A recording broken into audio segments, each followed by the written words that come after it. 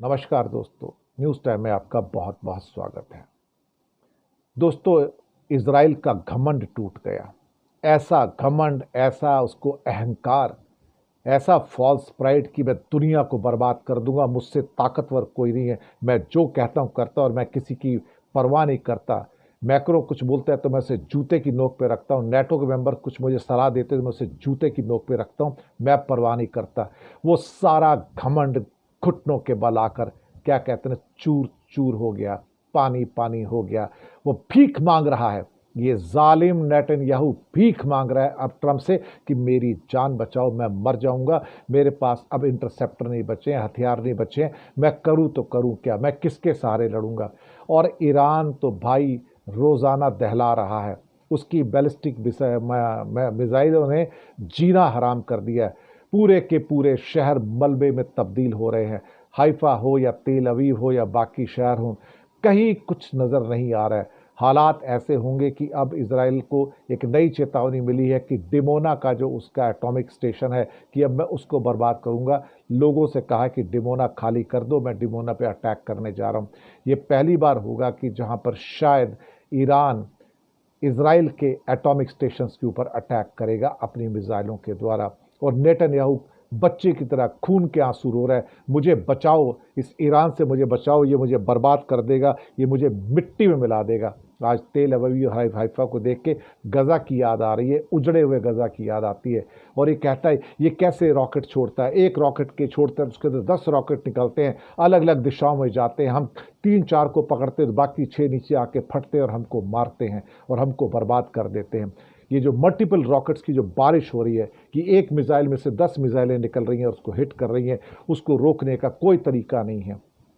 Third हो, arrow हो, patriot हो, डेविड स्विंग हो, आयरन डोम हो, सब फेल हो गए हैं, ख़त्म हो गए, सबको ख़त्म कर दिया। इसमें कई सिस्टम को तो ईरान की मिसाइलों ने ख़त्म कर दिया। दहशत का माहौल, जहां भी आप जाओ, खौफजदा लोग, उन्हें समझ में नहीं आ रहा है कि कौन सी सुनामी है जिसने हमें हिट किया, हमें कहीं का नहीं छोड़ा। इस किस्म के हालात ईरान इजराइल में हो जाएंगे, किसी ने सोचा नहीं था। और रोज आना देखा जाए तो ईरान की बैलिस्टिक मिसाइलें, हाइपरसोनिक मिसाइलें जिस ढंग से दहला रही हैं कुछ नहीं पता।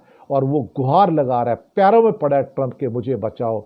जो ज्यूज हैं वहाँ के, अब वो पैरों में पड़ रहे हैं कि भाई मुझे लगता है ट्रंप भी एक गेम खेल रहा है। क्योंकि क्या वो बचाने के लिए आएगा या कहेगा सीज फायर कर ले तू, हो सकता है। क्योंकि इस समय पुतिन और शी जिनपिंग भी वॉर जोन में आने की फिराक में है और चेतावनी दे दी है, बीच में मत आना वरना बुरा हाल हो जाएगा। अब सवाल ये पैदा होता है कि ये जो घमंड टूटा है और उसके अस्पतालों के ऊपर भी आक्रमण होता, रोता है मेरे अस्पताल तोड़ दिए, मेरे मरीजों पे वो किया है, देखो दुनिया वाले ये क्या कर रहा है। लेकिन खुद गजा में जो उसने सैकड़ों अस्पतालों के ऊपर, नर्सिंग होम के ऊपर जो बम बरसाए थे, मरीजों को मारा था, तब क्या हुआ था। अभी ईरान के अस्पतालों पर अटैक किया था, तब क्या हुआ था। खुद पर अटैक हो तो बहुत बड़ा अटैक माना जाता है, दूसरे पे हो तो मारते रहो। और कल भी रात को क्या कहते हैं कि गजा में 140 लोगों को मार दिया। उसके बाद लोग खड़े थे खाने की लाइन में, वहां उनको गोली मार के मार दिया आईडीएफ वालों ने। 16 आदमी सुनने में आया मर गए वहां पे। तो ये जालिम आदमी को कब तक कोई सहन करेगा। इसके भी जाने की एक दिन बारी आएगी और इसकी भी मौत ऐसे ही होगी जैसे एक किसी हिटलर जैसे व्यक्ति की हुई थी या किसी तानाशाह की हुई थी। अल्टीमेटली हो सकता है कि इसको अपने आदमी घसीट के बंकर में से निकाल के मार देंगे और इससे ज़्यादा कुछ नहीं। और वैसे भी अगर आयतुल्ला खमनाई को उसने मार भी दिया तो उससे हासिल क्या होगा, क्योंकि जो दूसरा रिजीम आएगा वो भी तो अमेरिका के खिलाफ होगा, वो भी तो इजराइल के खिलाफ होगा। एक लीडर बदलने से क्या होता अगर लोगों की जहरियत वही है, लोगों की अगर सोच वही है। इजराइल के इंटरसेप्टर्स जो बहुत तेज़ी से दाग रहा है, उसका स्टॉक खत्म हो रहा है, 7-8 दिन में उसका सारा स्टॉक भी खत्म हो जाएगा। युद्ध लड़ने के लिए उसके पास हथियार ही नहीं हैं। लेकिन ईरान ने सिर्फ एक छोटा सा हिस्सा अपने हथियारों का खर्च किया अभी तक, और अपने स्टेज 2 के हथियारों को और उसकी बाद की स्टेज के लिए संभाल के रखा है।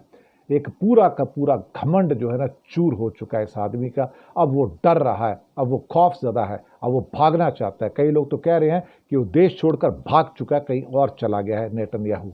ऐसी कंडीशंस पैदा हो गई हैं। शुक्रिया आपका बहुत बहुत।